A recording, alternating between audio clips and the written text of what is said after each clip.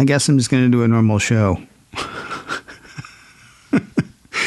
Except for this part. I guess I'm just going to do a normal show.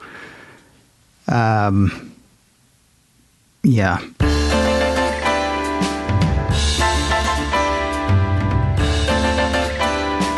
This is Mac OS Ken. The iPhone story swings positive, Vision Pro demos get tweaked, and HomePod jumps the vintage line.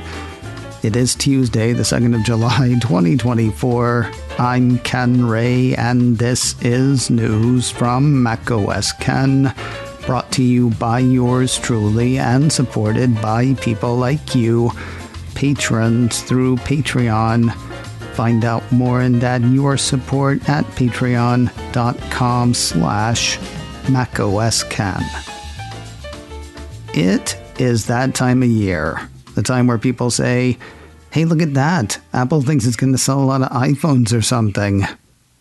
Apple Insider cites a report from the Taiwanese site CTEE. That site's got secret sources indicating that Apple has increased its chip order with TSMC. According to the report, something about the increase indicates that both the entry-level iPhone 16 and the higher-end iPhone 16 Pro models will be running on Apple's anticipated, though as yet unannounced, A18 processor. The piece has Apple supposedly preparing to sell between 90 million and 100 million units of the iPhone 16. That's up from the reported 80 million to 90 million iPhone 15, iPhone 15 Pro preparations this time last year. A few niggling bits to point out. First, while I know Apple Insider, and Apple Insider seems to know the Taiwanese site CTEE, I don't know the Taiwanese site CTEE, so, who knows what about their secret sources. Second, there's been speculation that Apple will bring Apple Intelligence to the entire line of new iPhones this year. Apple Insider runs a scenario where whatever A18 Apple puts in the consumer end phones would only be as powerful as the A17, but that is still enough to run Apple Intelligence. Just ask my iPhone 15 Pro Max, which I am currently stroking in an appreciative though totally not creepy way. Soon, my precious, soon. Third, I'd be a hypocrite if I did not say here what I often say about supply chain rumors. We don't know for certain what any of it means. Or, as Tim Cook said 11 and a half years ago, I'd stress that even if a particular data point were factual, it would be impossible to interpret for our overall business. Yields can vary, supplier performance can vary. There's an inordinately long list of things that would make any single data point not a great proxy for what's going on. I think I may have figured out my next tattoo. Ahead of this fall's various OS and software changes, there's at least one more round of current OS updates to get through. Working its way through them, Apple ceded a number of betas to developers on Monday. According to a few pieces from Mac Rumors, the company let members of the developer program nab second betas of iOS and iPadOS 17.6, macOS Sonoma 14.6, watchOS 10.6, tvOS 17.6, and visionOS 1.3. Three notable changes are on the way for Apple's in-store demos for Apple Vision Pro. Actually, one of them's already happened, but let's do the other two first.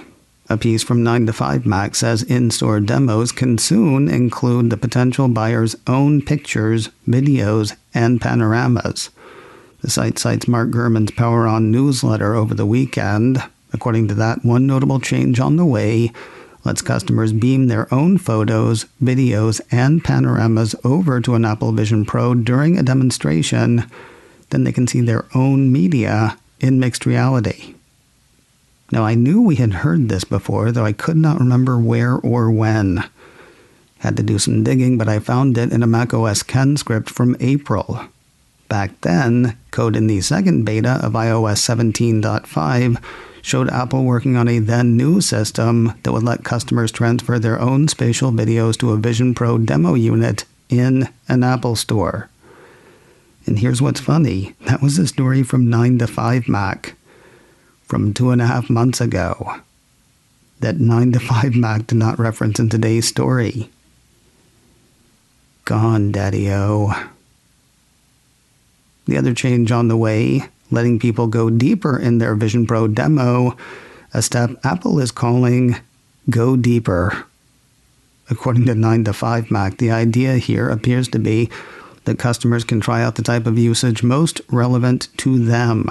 For example, someone who plans to use Vision Pro for office work might try using it with productivity apps, while someone more interested in entertainment usage might watch part of a movie.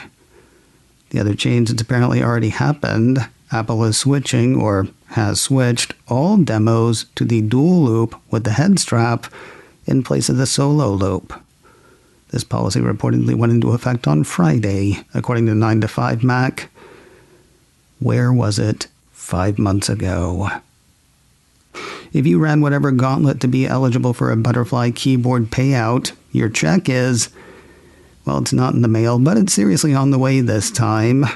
According to a piece from Mac Rumors, 2 years after Apple paid $50 million to settle a class action lawsuit over faulty MacBook Butterfly keyboards, funds from the settlement will be going out to affected customers.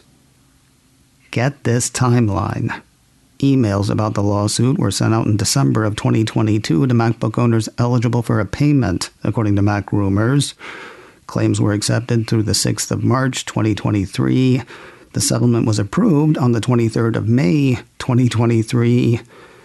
People apparently spent a little over a year applauding each other and patting each other on the back.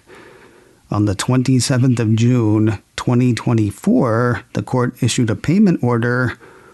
Payments are said to be issued for approved claims by next month, according to Mac Rumors. What, so soon?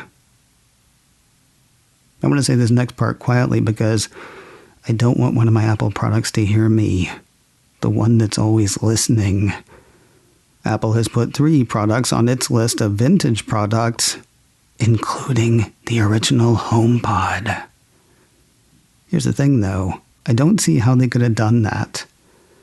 According to Wikipedia, Apple discontinued the original HomePod on the 12th of March, 2021, which is less than 3.5 years ago. According to Apple's own site, products are considered vintage when Apple stopped distributing them for sale more than 5 and less than 7 years ago. According to math, less than 3.5 years ago is less than 5 years ago. I cannot tell you how angry this makes me, at which point I have to consider the possibility that it's actually something else that's gotten my goat today. Right, where was I?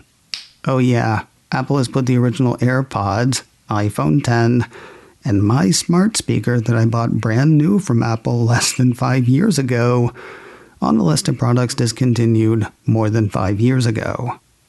Being vintage, as far as Apple is concerned, means the company and its authorized service providers can repair the devices, provided there are parts available to make those repairs. Obsolete means neither Apple nor its authorized service peeps can or will repair devices in need. Apple hardware is not deemed obsolete until it's been off the market for at least 7 years, or who knows, maybe whenever the Apple feels like it, as far as HomePod is concerned. And finally today, with half of this year's Major League Soccer season in the books, it is time to lop off half the price. As Apple did last year, a piece from Cult of Mac says the Cupertino company has reduced the subscription price for the remainder of the 2024 season, assuming you pay for the remainder of the season all at once. According to the Cult, the cost is down to $49 or $39 for Apple TV Plus subscribers. That is $50 less than the price at the start of the season. Again, that's if you buy the remainder in one go. Paying monthly is the same price as usual. That'll run subscribers $14.99 a month or $12.99 a month with an Apple TV Plus subscription. macOS Ken, brought to you by me and supported by people like you, patrons through Patreon. Find out more and add your support at patreon.com/MacOSKen. Advertising handled by Backbeat Media. Online at backbeatmedia.com. You can reach me a couple of ways. info@macosken.com or call 716-780-4080. Until next time, that is news from macOS Ken. I'm Ken Ray.